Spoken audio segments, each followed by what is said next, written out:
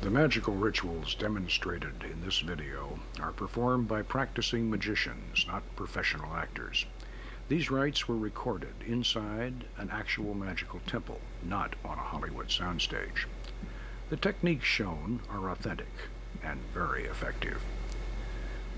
Viewers are warned against casual experimentation with these methods. Mind-altering substances should never be used in connection with this practice. Only mature persons in good mental and physical health should undertake these activities. This system should be approached with the same respect one would accord to a full-contact martial art. This documentary is offered to the public as an educational introduction to an ancient Western tradition of psycho-spiritual development that has been misunderstood and maligned. Practitioners of Solomon's magic are not Satanists who make pacts with the devil. They are spiritual explorers in the deep caverns of the mind, carrying with them the lamp of wisdom and armed with the power of God.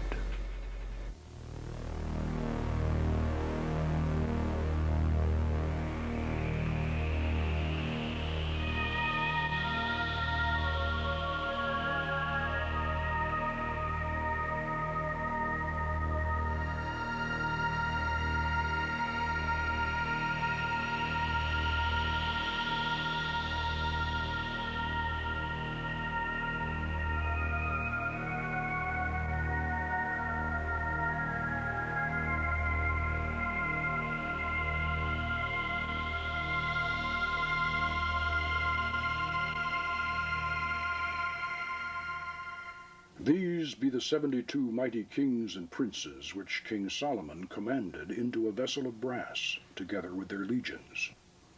And it is to be noted that Solomon did this because of their pride.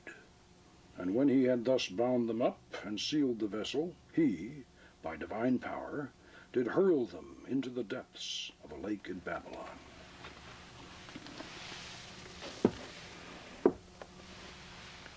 I'm Poke Runyon. I'm a cultural anthropologist and a ceremonial magician.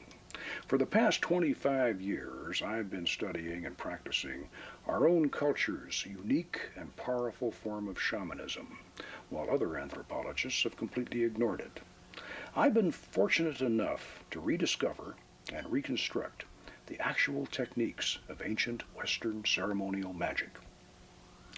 In this video documentary, we're going to take you along on an expedition to a strange world, in many ways more mysterious than the upper reaches of the Amazon, but a lot closer to home. For the very first time, we're going to show you the actual methods by which wizards and warlocks of olden times invoked holy angels and evoked lesser spirits to visible appearance and even had conversations with them. What you're going to see is real. These techniques are just as effective today as they were 1,000 years ago. These methods have nothing to do with mind-altering drugs, and you don't even need any special psychic talent. These are the secrets of a lost art that anyone with imagination and determination can master. My personal magical adventure started back in 1969. At that time, I was a reclusive bachelor eking out a living writing pulp fiction for paperbacks and men's magazines. After years of pounding a typewriter while chain smoking and constantly drinking coffee, my chronic indigestion finally turned into gut-wrenching stomach pains. The condition was misdiagnosed as an ulcer. Now, at that time, ulcers were thought to be psychosomatic, so being a macho former Green Beret, I wasn't about to become Casper and have to eat milquetoast. No sissy neurotic disease like an ulcer was going to change my lifestyle. So I set out to heal myself through mastering self-hypnosis. In desperation, I learned the art quickly and was able to suppress the pain. But then it would come back, and it would be even worse. and I took myself about as deep into trance as anyone has ever gone, but I could not heal that ulcer because, as the doctors finally discovered when I was almost dead, I was carrying within me a gallbladder that had turned to solid rock. In the latter stages of my illness, I was in a state that I now realize was a toxic psychosis. In my desperate attempt to cure myself, I had gone beyond self-hypnosis into the study of Tibetan tantric yoga, and finally, to what was at that time the least known and most forbidden of all the spiritual paths, Western ritual magic. I had been studying books about Western ceremonial magic, and even the old grimoires themselves, the medieval Key of Solomon, and the more notorious Goetia of the Lemegeton, the so-called Lesser Key, which catalogued and described the 72 genii of the Arabian Nights that old King Solomon had imprisoned in a fabulous brass vessel. In my irrational state, I was totally convinced that there was a hidden truth behind this fantastic story. Like Aladdin's wonderful lamp or Ali Baba's open sesame, there was a secret key to calling up those mighty princes of the jinn that Solomon had imprisoned so long ago, and I was determined to find it. I studied the writings of the ancient and modern magicians. They had filled their books with the most detailed instructions on how to build, inscribe, and decorate all the necessary equipment, all the signatures of the spirits, and even the hours during which to summon them. Conjurations and names of power were all set forth, complete and ready to recite.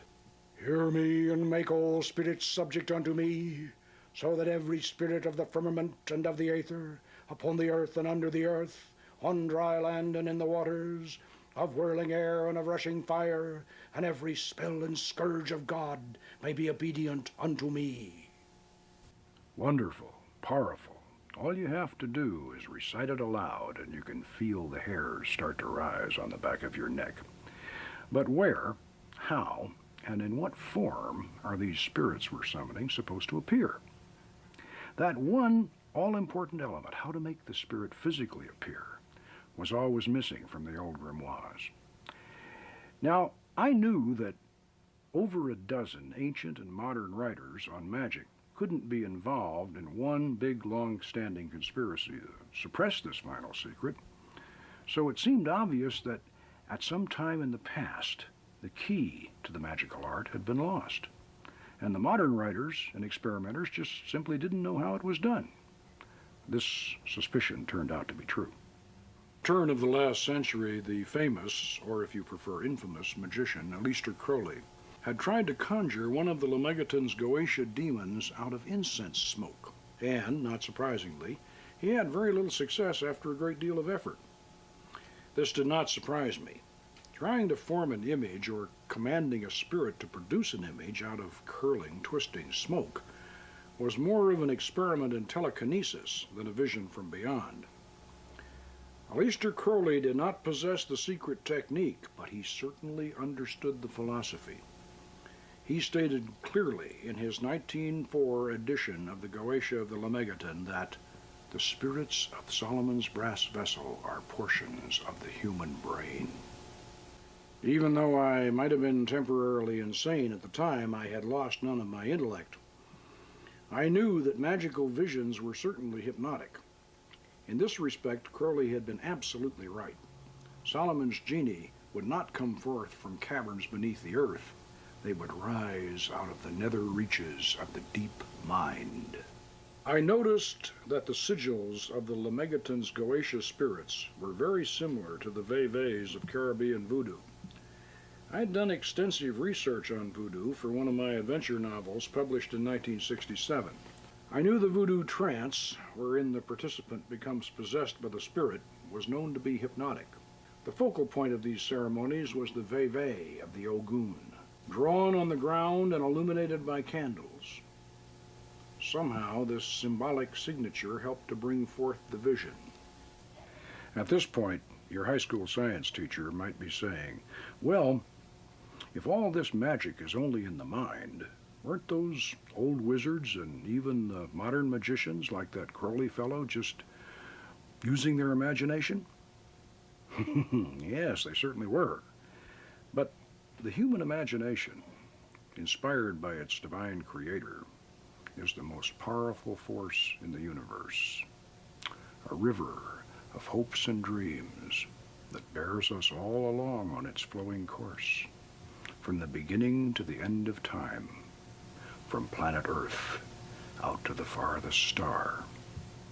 Let us recall a few lines from the greatest of the Romantic poets, William Wordsworth. Of shouting angels in the imperial thrones, I pass them unalarmed. Not chaos, not the darkest pit of lowest Erebus, nor aught of blinder vacancies scooped out by help of dreams, can breed such fear and awe as fall upon us when we look into our minds, into the mind of man. With that in mind, let's look at the philosophy and the psychology that lies behind this powerful system.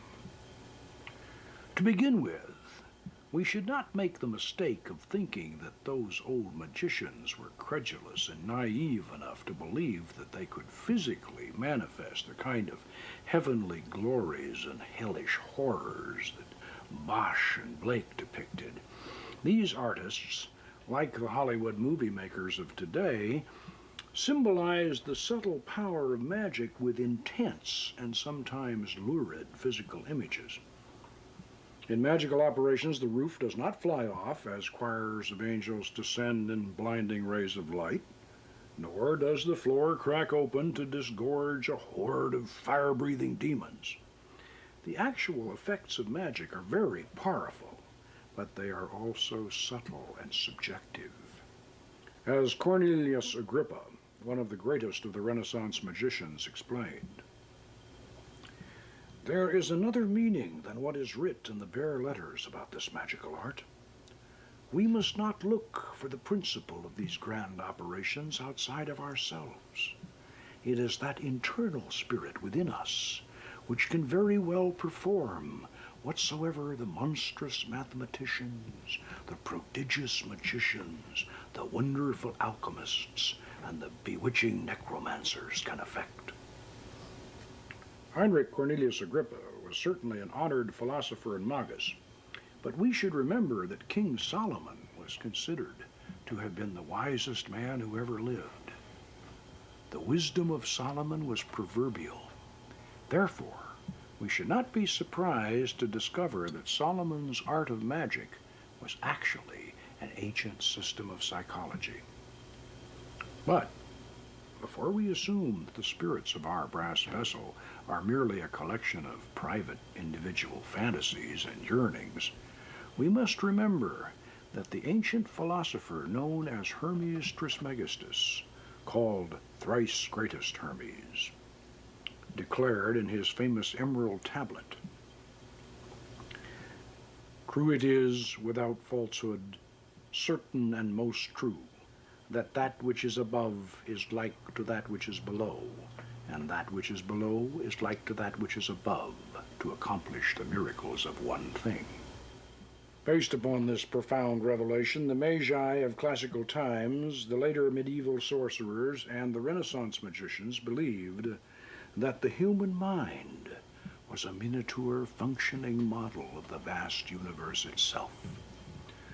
The greater universe could be manipulated by magical operations within the personal sphere. Hermes Trismegistus had even gone so far as to suggest that in days of old men had created their own lesser gods. An ancient, outmoded, superstitious belief, your high school science teacher might say. Well, ancient, yes, but hardly obsolete. After 2,000 years, this strange statement by the original founder of Hermetic philosophy was finally explained in modern terms by the eminent psychologist Carl Gustav Jung.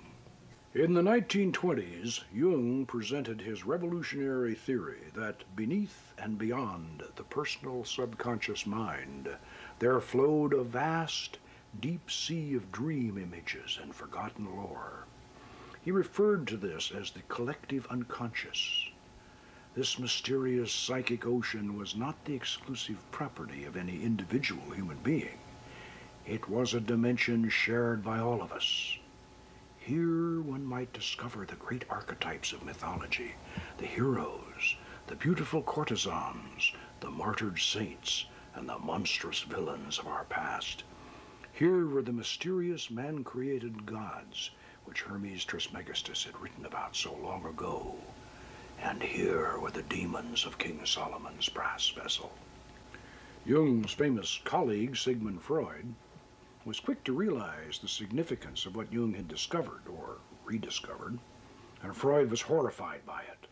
"Carl," he whispered, "you must not present this theory to the public, for if you do, you will release a black flood of occultism." But it would take more than Carl Jung's archetype and collective unconscious theories to release this flood of occultism that Freud feared. Theories by themselves do not produce results. For results, the magician still depends today, as he did thousands of years ago, on methods and techniques.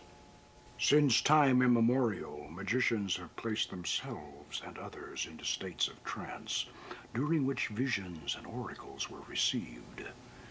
We now know that this process was hypnotic, and that all the phenomenon we have come to associate with modern hypnosis was in fact known and practiced by ancient sorcerers under the guise of fascination, spellcasting, and enchantment. The powerful hypnotic effect achieved through a fixed gaze on a reflective surface is the reason why the crystal ball or shoe stone and the dark mirror or speculum were used by wizards of olden times as their spiritus loci, the actual place where angels and spirits could be conjured to visible appearance. This was, and still is, a hypnotic process. And yet the final secret of how to employ these magical aids was always missing.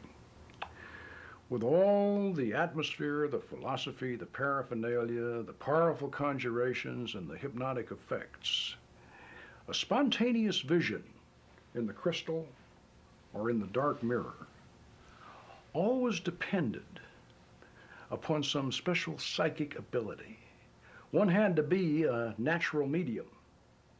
And for all my toxic fever dreams and my hypnotic experiments, I had certainly become a mystic, but not a clairvoyant. And yet there had to be a way that anybody with the desire and the determination could summon these spirits to visible appearance and have conversation with them. I tried placing a crystal ball in the triangle, but then when I stepped back inside the Magick Circle, as the operator was supposed to do according to the ancient texts, the 60-millimeter ball appeared the size of a doorknob. I knew that the crystal had to be used inside the circle for the invocation of the angels. And yet, we had to put something in that triangle.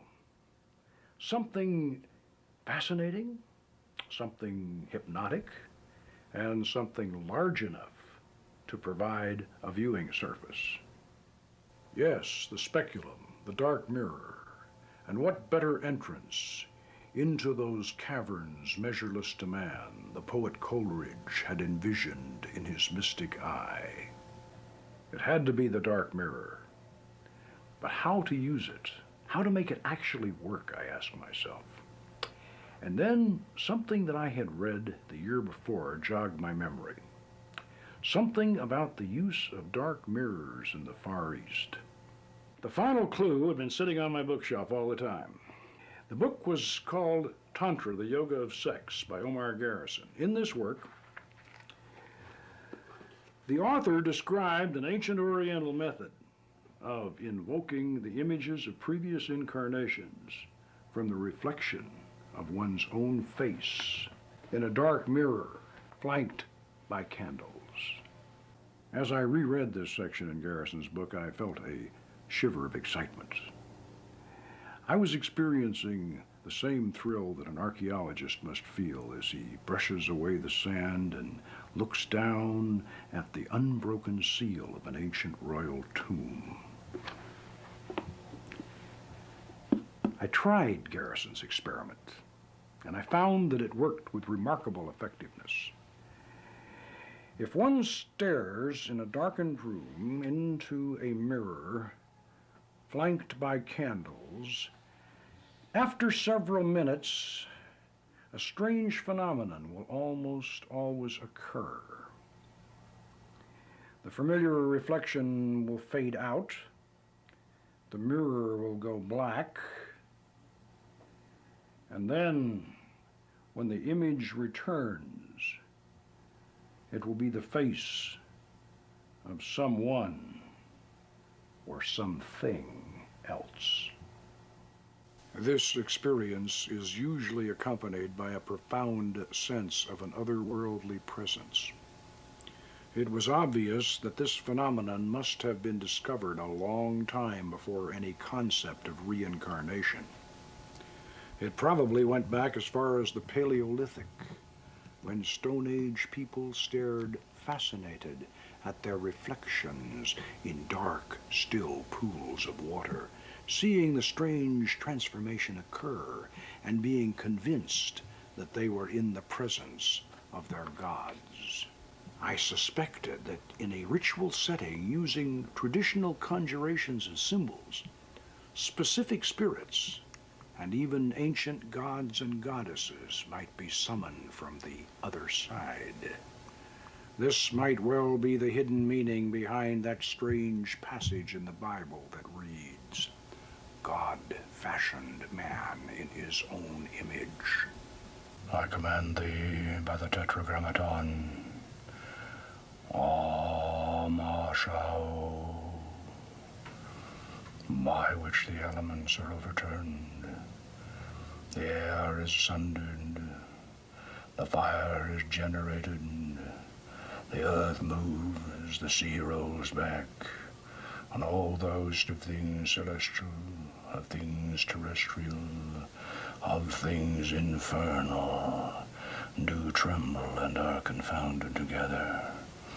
Come, appear before this circle, within that triangle, in fair and human form, without horror or deformity and without delay. Come from whatever part of the world thou art and answer my questions. Come presently, come visibly, come affably and manifest that which I desire. Being summoned by the true and living God, Eliorum, I command thee by the particular king who rules over thee, the mighty Amaymon, and by the power of the archangel Raphael, I command thee, appear before me, and speak unto me in a clear, intelligible voice in my mother tongue, free from ambiguity and guile. Come in the name of Adonai Zebaoth. Come, why dost thou tarry? Adonai Shaddai, King of Kings, commands thee.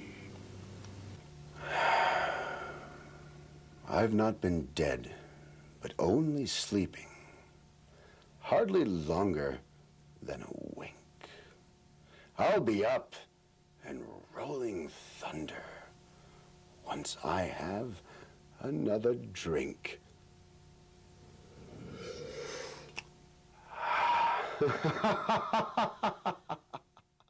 After this discovery, the use of the magic mirror in an elevated triangle seemed obvious. This 17th century Lemegeton manuscript clearly shows a large, black-filled circle in the center of Solomon's triangle. Notice that the instructions written around the triangle say 2 foot off from the circle and 3 foot over, not 3 foot across as the published version has it. The triangle was intended to be raised up to eye level, and this drawing from a 16th century manuscript by the mysterious Dr. Thomas Rudd shows a mirror on a stand with Solomon's secret seal from the Goetia of the Lemegeton clearly depicted on the reverse side, exactly like my original setup. We know that polished obsidian mirrors were used in the Neolithic Middle Eastern city of Kut al-Hayuk as far back as 9,000 years ago, before the Great Flood. And later, in the time of Solomon, the Egyptians and the Canaanites made mirrors of polished copper and of silver, metals attributed to the planet Venus and the moon. I extended my experiments to include others, and I soon discovered that it was even more effective if the magician stood behind a passive receiver who could then concentrate totally on the mirror. Under the power of the Archangel Uriel, through the angel Mendiel, in the realm of the king Zemanar, command thee by Barlamensis, Baliciensis, Almantia, Apollodosadi. I am here. What do you desire of me? And so I had the secret. Like Dr. Frankenstein, I had learned how to do it. But even though I may have been just as obsessed as the fictional Victor Frankenstein, I didn't want to make his mistake. Before I opened the brass vessel and released these spirits into the world again, I wanted to fully understand the philosophical and spiritual significance of a system that had been such a closely guarded secret for so many thousands of years. I had to ask myself, was it possible that there were slumbering demons in our past that, as the late Howard Phillips Lovecraft had suggested, might better be left unawakened? How had the beautiful goddess Astarte and her handsome consort, Prince Baal, the thunder god, been transformed into demons in the medieval books of black magic? Well, I found the answers to these questions in the mysterious, long-lost biblical Book of Enoch. In those mythical prehistoric times before the Great Flood, the Book of Enoch tells of a war in heaven in which God and his loyal host of angels, led by the Archangel Michael, were arrayed against a horde of rebellious angels who had lusted after the daughters of men and had descended to earth, where they were breeding a race of giants and were teaching humans the forbidden secrets of sorcery and magic. The Book of Enoch goes on to relate that the four great archangels, Michael, Raphael, Gabriel, and Uriel, came down and imprisoned these fallen angels at the four corners of the earth, where they became known as the Watchers. Jewish, Christian, and Islamic theologies retained the traditional loyal angels of heaven, especially those four great beings who rule the quarters of the universe, Raphael, Michael, Gabriel, and Uriel. But they had no place for the gods and goddesses of the ancient pagan religions they had conquered. And so the rabbis, the priests, and the imams practiced a sleight of hand trick and reclassified the homeless but not forgotten pagan deities as those same fallen angels who were already chained in deep pits at the ends of the earth. Thus, their greatest rival, the Canaanite thunder god, Prince Baal, became the demon Bael, first among the ranks of the fallen, who was said to appear as a cat, a toad, or a man, or all three at once, and to grant the power of invisibility. Prince Baal's beautiful consort, the goddess Astarte, queen of heaven, and mistress of the Temple of Love, was transformed into the demon Astaroth, described as a hurtful angel with bad breath, but who, when summoned, would reveal the true history of the fallen angel, and she certainly has fulfilled that promise. This prehistoric myth of the fallen angels laid the foundation for a Middle Eastern legend about the biblical King Solomon, who was said to have been the greatest magician of ancient times. According to our legend, Solomon, armed with the power of God's holy angels, bound and sealed those 72 rebellious spirits, or genii, into the brass vessel, from which he called them forth to do his bidding, even to assist him in building the great and holy temple at Jerusalem. But can our fantastic legend have any truth behind it? Are we really seeing these ancient gods and goddesses who became the fallen angels in the dark mirror in our magic triangle? Are the strange voices that speak through our lips during the magical channeling process really coming from these deities and demons of the dim past? Have we actually opened that lost portal between the worlds? And if so, can these powerful genii be commanded to reveal hidden knowledge and accomplish wonderful things? Well, the only way you're going to know for certain is to look into the dark mirror yourself. But I warn you, unless you take Solomon's magic very seriously, you should have nothing to do with these experiments. This ancient art is not a party game or a Halloween prank. There is no place in the Magick Circle for the dabbler or the thrill seeker.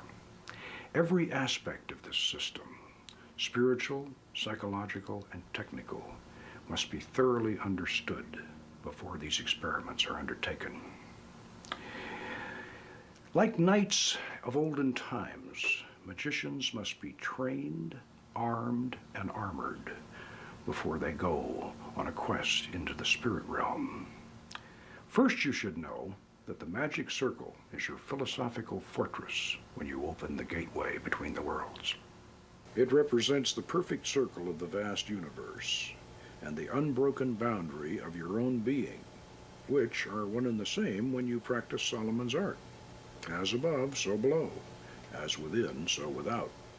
You should know that even back in ancient times, the triangle represented the philosophical first plane of manifestation. It acts as a cage containing and restraining the spirits you evoke. For the moment, let us imagine that we are participating in the original act of creation, back at the dawn of time, out in the vast reaches of cosmic space. First, we will create just one point. Next, we, or God, will establish a second point and connect it to the first, so that we have a line. Then, when we plot our third point, we have our triangle, the first flat surface. Now, when we create point 4, we have the first solid. We have created a thing. And as long as we refrain from establishing point 5, setting our thing in motion, we will constrain our creation to remain in its position. We will keep our spirit within the triangle. Traditionally, the name of the Archangel Michael, the angel of power, was separated into 3 syllables, M-I-C-H-A-E-L, and written in the corners of the triangle, to add a visual emphasis to the symbolic geometry that bound the spirit. You must understand this concept thoroughly before you open Solomon's brass vessel and release the genie. It matters not whether you are a Christian, a Jew, a Muslim, or even a pagan. These archangels are very much a part of our Western tradition. They represent the positive forces that drive the engine of the universe and the love that holds it all together. In the order of the Temple of Astarte, we conceive and visualize them as complementary male and female beings. For angels can appear in any form they wish, or any suitable form that your imagination can provide for them. They activate your magic circle of protection, Casting your circle with a pentagram ritual before each operation is certainly important, but that alone is not enough. The great archangels must live in your mind and in your heart. You must have them inside as well as outside. Nosce te ipsum, en tuo templo tu es Deus. This is the very first time we have ever permitted cameras into the inner sanctum of the Order of the Temple of Astarte. Notice the names of the great archangels of the quarters in Phoenician around the Magick Circle. You will hear these same names invoked in the traditional pentagram ritual that precedes and follows every magical operation. But I say again, the pentagram ritual by itself is not enough. You have to have these four great archangels of the quarters indwelling within you and ready to help you control the rebellious spirits. Otherwise, opening the brass vessel would be like opening Pandora's box, which, according to the ancient Greek myth, released evil into the world and then could not be reclosed. Therefore, you must first master the art of angelic invocation before you proceed to its darker counterpart, the evocation of Solomon's 72 spirits.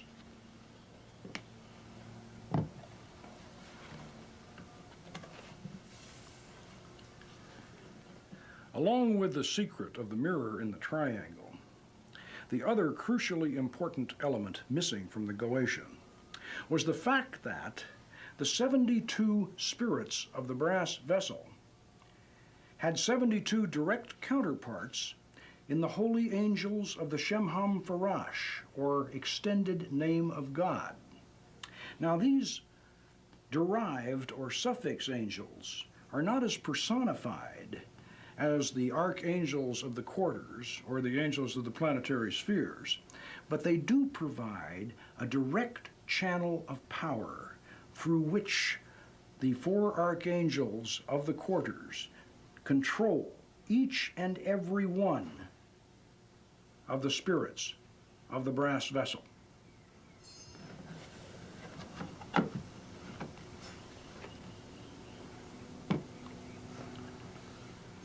Unless this concept is understood and integrated into your goetic operations, you are on spiritually dangerous ground. These Shemham Farash angels even have their own sigils, and there is a short invocation for each one of them. The careful operator should use both. And before anyone in the Order of the Temple of Astarte is allowed to participate in goetic operations, we insist that they experience a series of 4 archangelic invocations. So how do we invoke the archangels? Well, there's another book in the Lemegeton compendium that probably should have been published with the Goetia. It's called the Almadel of Solomon, and gives us a very effective method for invoking, and by that I mean calling down the angels. The original Almadel was a tabletop device made entirely of wax. This was an ingenious design. The square slab of wax had holes at each corner through which the 4 candles were inserted, leaving enough length below to raise the little platform high enough so that a small incense burner could be placed beneath it, from where the incense fumes could rise through another set of holes to envelop the crystal shoe stone in mysterious tendrils of fragrant smoke, thus adding to the hypnotic effect. As with the Goetia, the secrets of the Almadel were not clearly explained in the Lemegeton. I had to use equal measures of scholarship and inspiration to reconstruct and fine-tune the system. But the effort was certainly worth the trouble, because the Almadel angels control the Goetia spirits. I know that statement may be surprising to some magical scholars who never look beyond, to quote Cornelius Agrippa again, what is writ in the bare letters. The Almadel's angels are not arranged in an ascending hierarchy. They are attributed to the 4 quarters and the 12 signs of the zodiac, with each of the 4 quarters governing the 3 astrological signs particular to its nature. In other words, the signs of air, fire, water, and earth, which we know are governed by the four great archangels of the quarters, Raphael, Michael, Gabriel, and Oriel. Realizing this, we can simply disregard the late 17th century hodgepodge of garbled angelic names the Lemegeton's scribe has attributed to these altitudes, and thus restore the Almadel system to its full power and purpose, as shown here in our master mandala. Each of the four great archangels of the quarters empower three sets of 6 Shemham Farash angels, who in turn control 3 sets of 6 counterpart Goetia spirits, which are distributed 2 to each of the 36 decans, or 10-degree divisions of an astrological sign. This occurs in similar order all around the zodiac. If you find this confusing at first glance, you can study the Master Mandala in the companion book to this video, the Book of Solomon's Magic. The design may appear complicated, but it is actually quite simple and easy to work with. You will note that our modern Almadel is combined with the traditional double cube altar. We have shielded the candles at the 4 corners, and an incense chamber below has been added, with slots cut around the central compass rose to allow the rising smoke to surround our crystal shoestone, which is placed on our master mandala that unifies the Goetia and Almadel systems in one all-encompassing design. Notice that we've placed low stools around the foot of the altar so that 4 or more people may sit and gaze up at the smoke-shrouded crystal, haloed in spectral light, with nothing else in their field of vision. Now, let's see how this works in actual practice. Before every magical operation, whether of invocation or evocation, we open our circle and call down the archangelic guardians of the quarters with a Golden Dawn-style invoking ritual of the lesser pentagram, and at the conclusion of the ceremony, we will employ the banishing version of the same rite to close and seal the gateway between the worlds. Ata, Malkut, Vegabura, Vegaduda, Deolam, Om.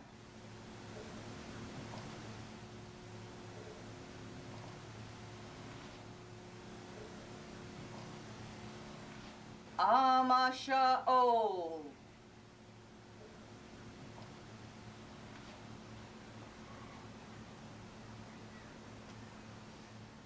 Adonai.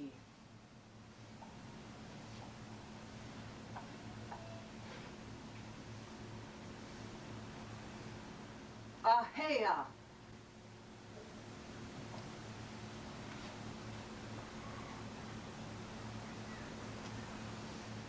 Ata, Gibor, Leolam, Adonai. Before me, Raphael. Behind me, Gabriel. At my right hand, Michael. At my left hand, Oriel. Around us flame the pentagrams. Above us shines the 6-rayed star. Ata, Malkut, Vegabura, Vegadula, Leolam, Om. We call thee, great Archangel Raphael, in the name of Tetragrammaton, Amashao. Come to us, O guardian of the eastern quadrant, master teacher, loving healer, wielder of the sword of truth, and Lord of the aerial realm. Come, we beseech thy presence here upon this holy table. Shine forth from this pellucid crystal. Grant us a glimpse of thy glory and a whisper of thy wisdom. Raphael, Raphael, Raphael, Raphael, Raphael. As the soft chanting continues, each person around the circle will invoke in his or her turn until the altar top is haloed with an electric blue aura of astral energy, shot through with golden rays of light. Then you know you are on holy ground, and the angel may speak through any one of you. You may not see Raphael in the crystal, but you will certainly sense his presence. You will feel his power, and his voice will speak within you. Until you have made such a connection and established such a bond with all four of the archangels, you must not venture further into the darker realms of Solomon's magic. Great Archangel Michael, guardian of the southern quadrant, master of the sacred lands, warrior and defender, lord of the realm of fire, come, grant us a measure of thy power and a warning of any dangers that might lie before us.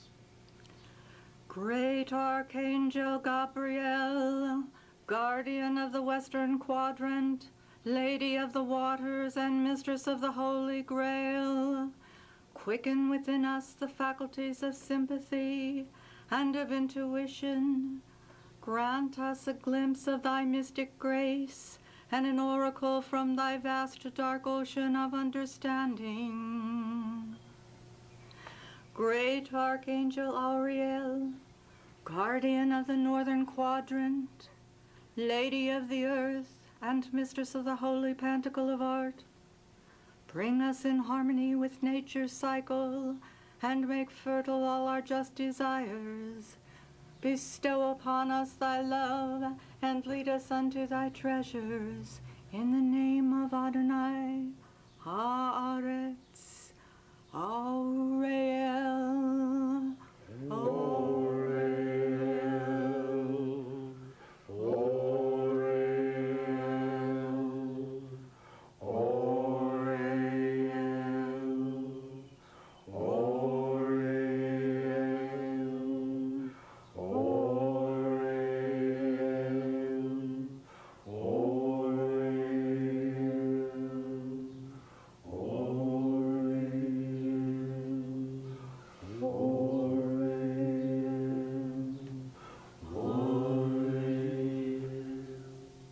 Remember, you're invoking these angels, not evoking them.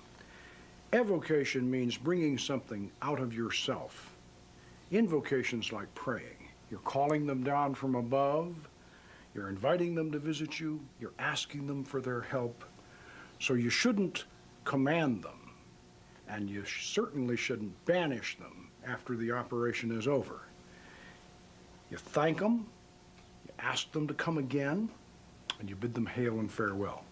Now that we have the four great archangels of the quadrants firmly on our side, we're ready to open Solomon's brass vessel and call forth the genie to appear in the dark mirror on the triangle of art. As an example, we're going to summon the spirit Astaroth, who is described in the Goetia as a great and powerful duke whose lamen is to be made out of copper. Copper is the metal attributed to the planet Venus. This is appropriate because the spirit Astaroth is actually the ancient Canaanite goddess Astarte. Therefore, we will operate as if we are evoking her in the seventh Kabbalistic sphere of Netzach, with the understanding that all operations of the Goetia take place in the lunar sphere of Yesod. Remember, each sphere contains its own tree of life complete. This concept is not difficult to grasp if we think of the moon as a silver mirror through which all the multicolored lights of the higher spheres are reflected. And keeping this in mind, we should always perform our evocations when the moon is waxing. Pay very close attention to every detail of what you're about to see.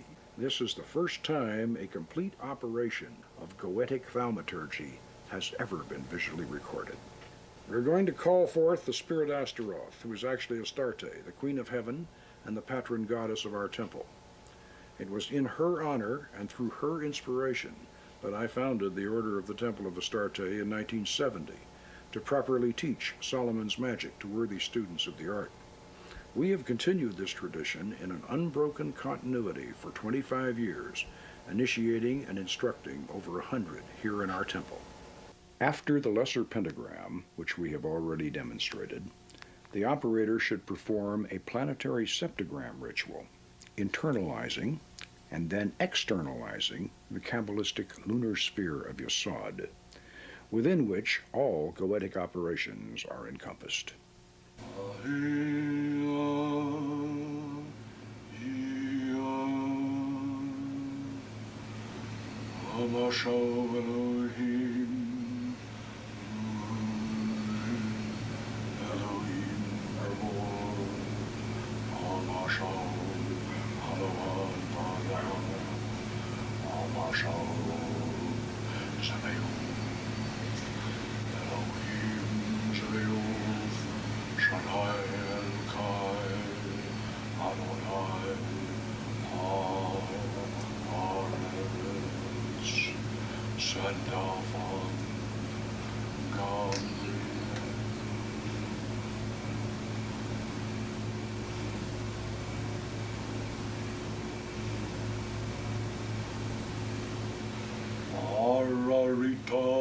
Shaddai El-Kai.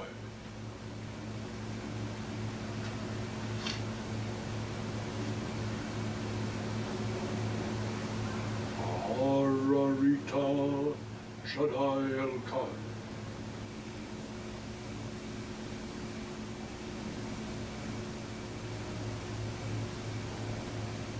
Ararita Shaddai El-Kai.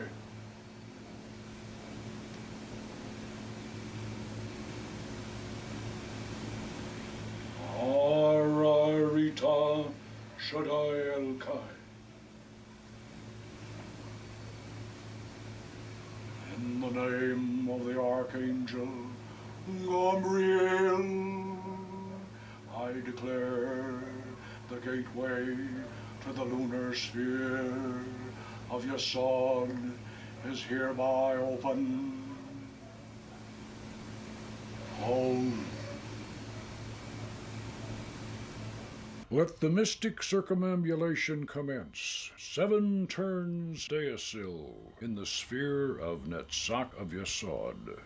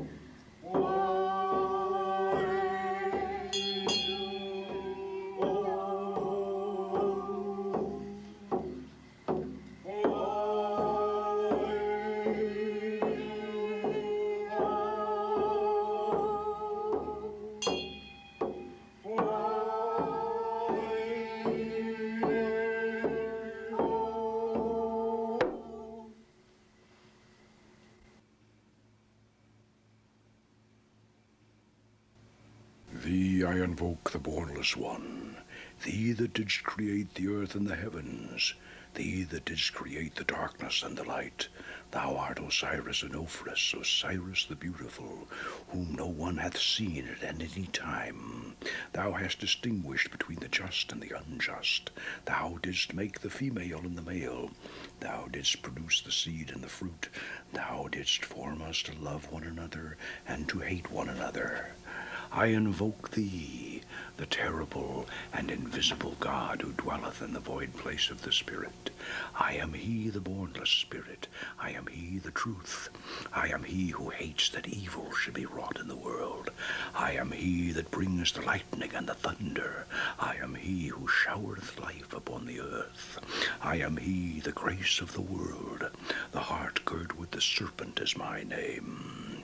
Come thou forth and follow me, and make all spirits subject unto me, so that every spirit of the firmament and of the aether, upon the earth and under the earth, on dry land or in the water, of whirling air or of rushing fire, and every spell and scourge of God may be obedient unto me. Domini delixi decorum Dominus Tue, et locum habitationis gloria Tue, Mendiel.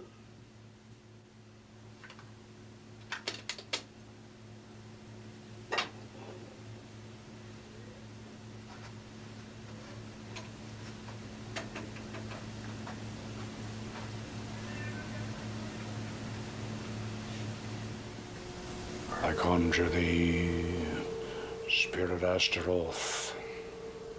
I supplicate thee, Goddess Astarte. I conjure thee in the northern quadrant, under the power of the Archangel Uriel, through the angel Mendiel, in the realm of the king Zemanar. Come thee by Barlamensis, Baliciensis, Palmantia, Apollorosades, and the mighty princes Geneo and Leocade, ministers of the seat of Tartarus, and chief princes of the throne of Apologia in the 9th region. Come, in the holy and glorious names, Yah, Hamashau Elohim, Ul, Elohim Gabor, Amashau Alavadath, Amashau Zebaoth. Come, appear before this circle, within that triangle, in fair and human form, without horror or deformity, and without delay. Come from whatever part of the world thou art, and answer my questions. Come humbly, come visibly, come affably, and manifest that which I desire.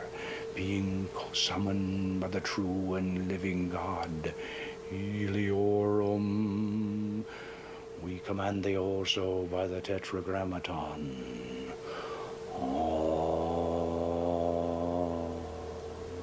Ma, Sha, O.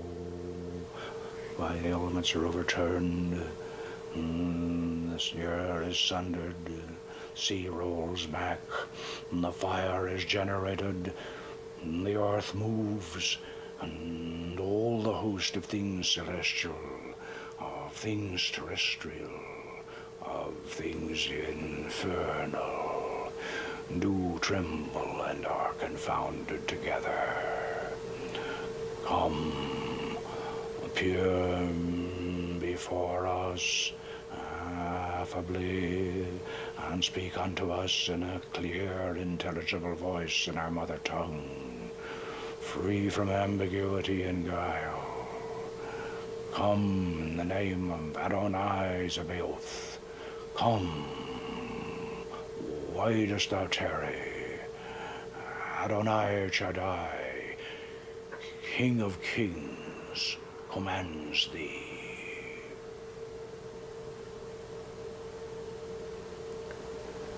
Do you have a presence? Yes, she is here.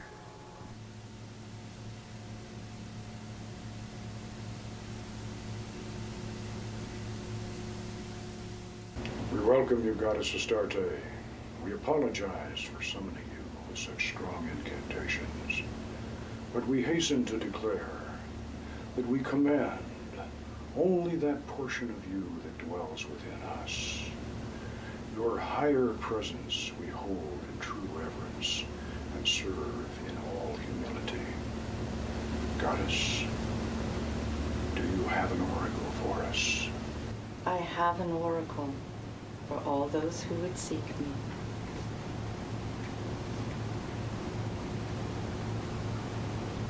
Each priestess must call me forth through her own image and in her own time.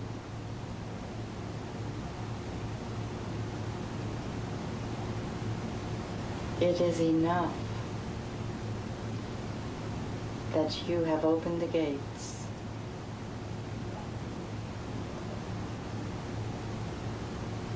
Now, each one must make her own sacred journey.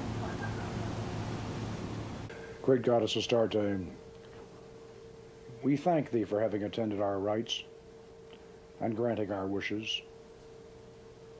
And as we release your special presence to return to your lovely realm, we ask that your essence remain stronger within us. And we ask that you return to us when called by the rites of holy magic. Hail and farewell.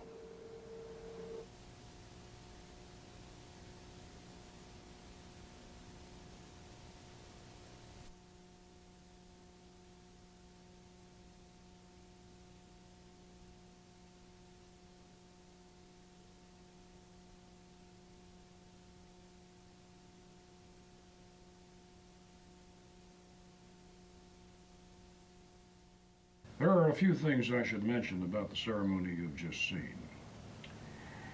If you demand the presence of a spirit who is actually an ancient god or a goddess, then you should apologize to them when they appear.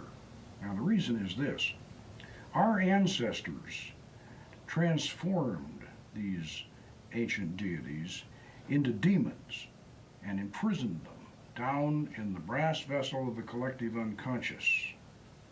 Now, you can treat them like medieval demons.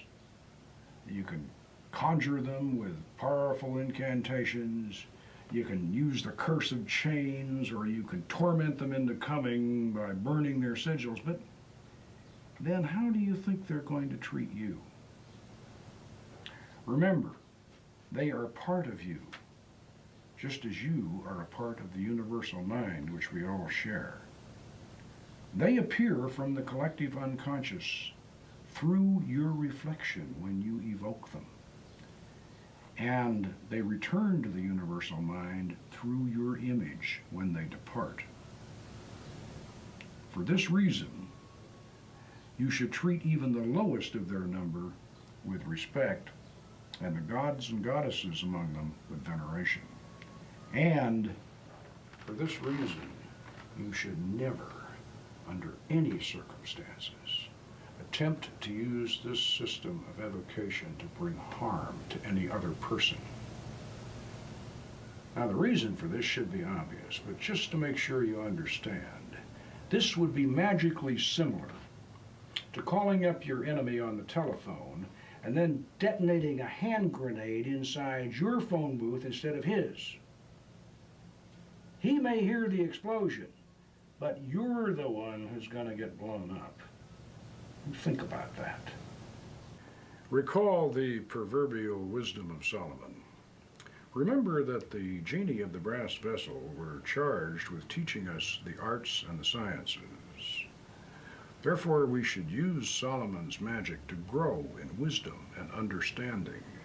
We should use these secret methods to explore the inner realms of the astral plane and to experience the glories of the angels and the wonders of the spirit realm. If you use Solomon's magic in God's name and with a pure heart, you have nothing to fear, and others should have no reason to fear you. Now that we've returned from our magical journey, and you understand how Solomon's magic really works, you might be asking yourself, why is all this being revealed? Why are we showing you, without initiation and training, secret techniques that have been closely guarded through the ages? Why have we shown you the actual equipment and how to use it? Well, the truth is, we really didn't want to reveal these techniques to the general public, but in 25 years, during which time I personally initiated and trained over 100 students, it's not surprising that our secrets would leak out.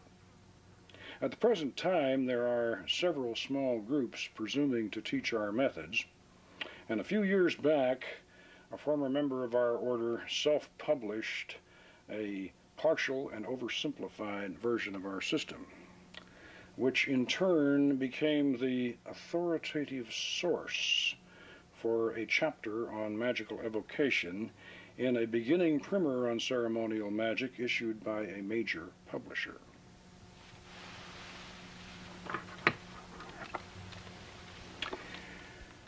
Recalling the magical misadventures of that world-famous mouse in Walt Disney's film Fantasia, we might say that these apprentice sorcerers have opened the brass vessel and let out all the spirits, which has compelled me to come down from my wizard's tower and show you how to get them all back in again.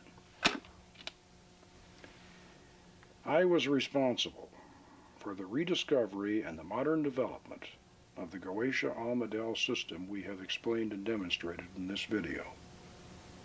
And because it's no longer a secret, I now feel obligated to make the authentic and genuine system available to all sincere students who want to learn how to correctly practice this ancient art. If you wish to research more deeply into the Solomonic system, please refer to the Book of Solomon's Magic by Carol Polk, Runyon. This work serves as an excellent companion to this video cassette. It provides illustrations and detailed instructions, enabling students to create their own temple equipment. Most importantly, this volume contains the Master Mandala, that is the essential key to the successful practice of this art. To order postpaid, send a check or money order for $24.95 plus $7 for foreign airmail to the Church of the Hermetic Sciences, Incorporated, P.O. Box 403, Silverado, California, 92676.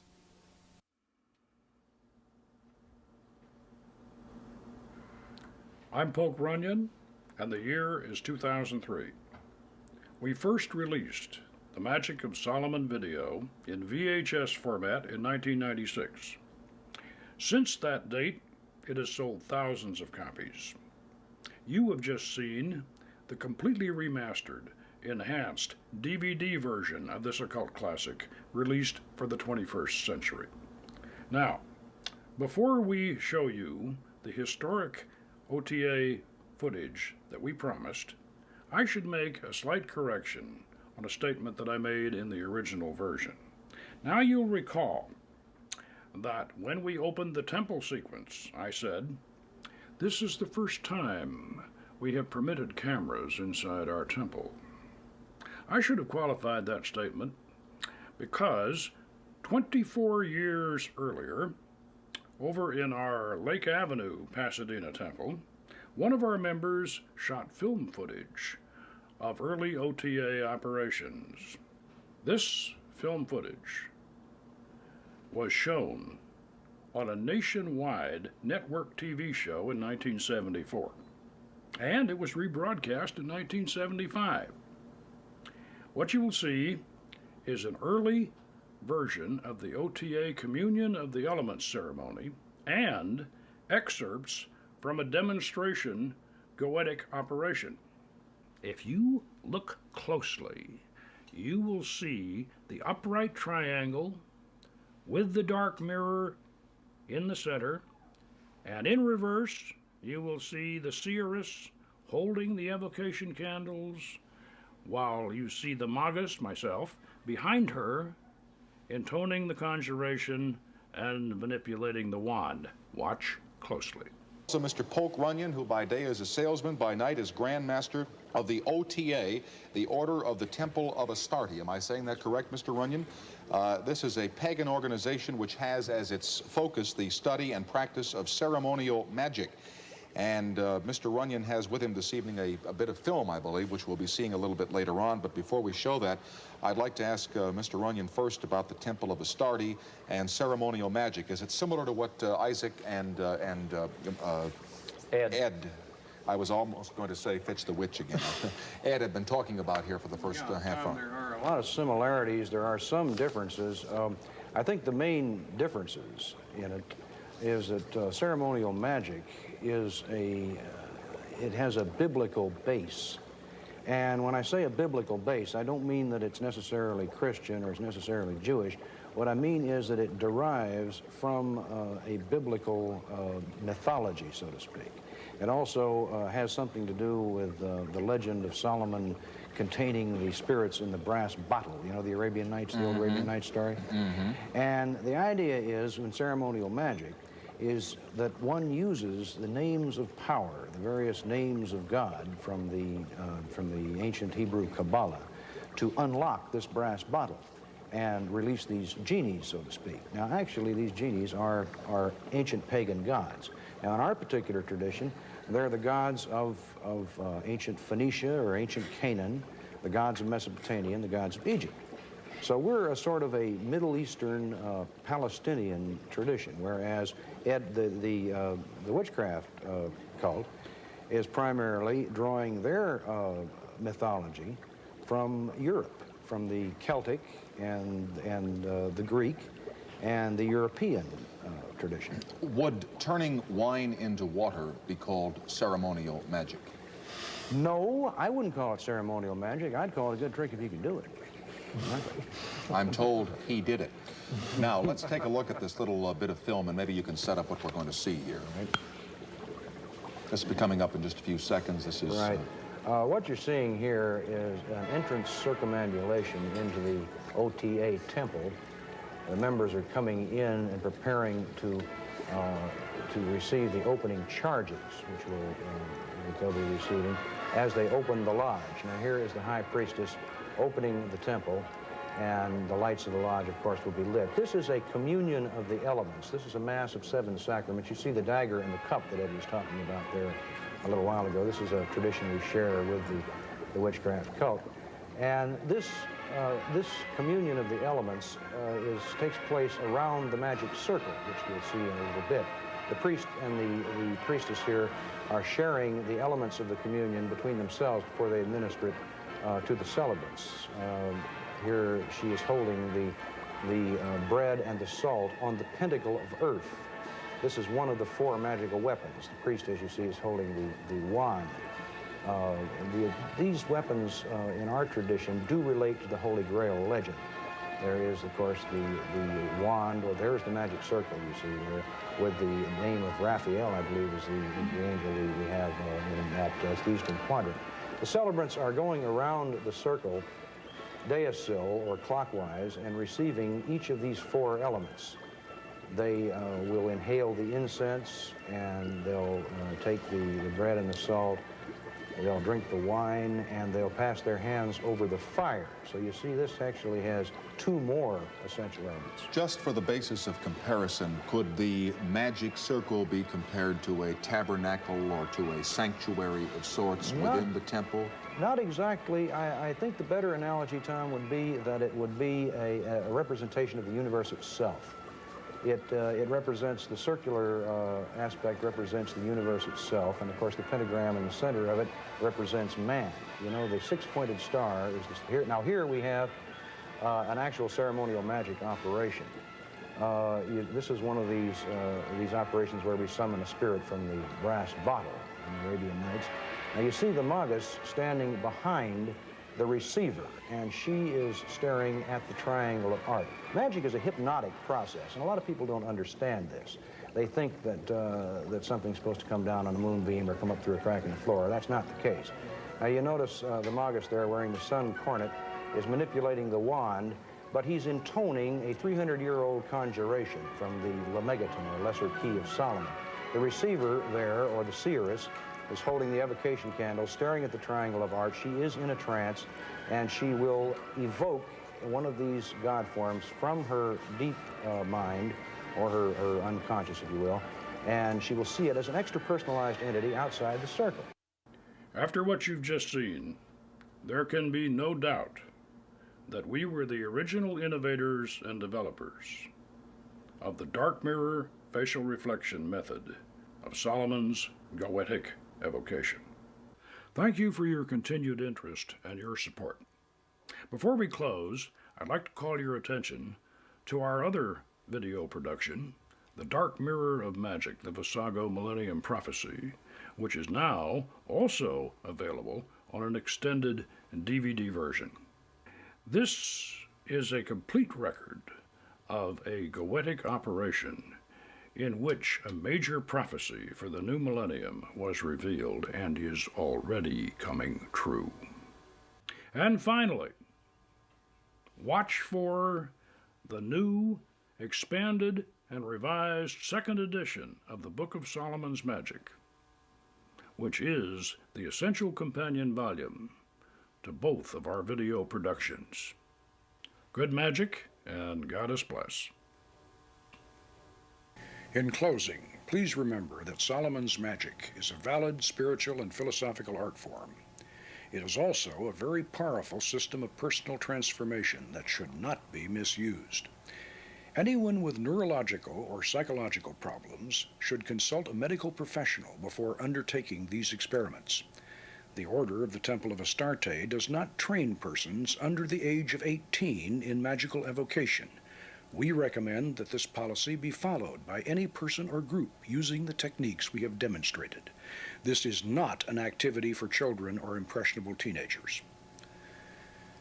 The preceding documentary was introductory. The producers of this video may not be held responsible for any ill effects that might result from attempts to replicate these methods without further instructions and training. Aima Hanoga, Aima Malka, Ata Gibor Leolam.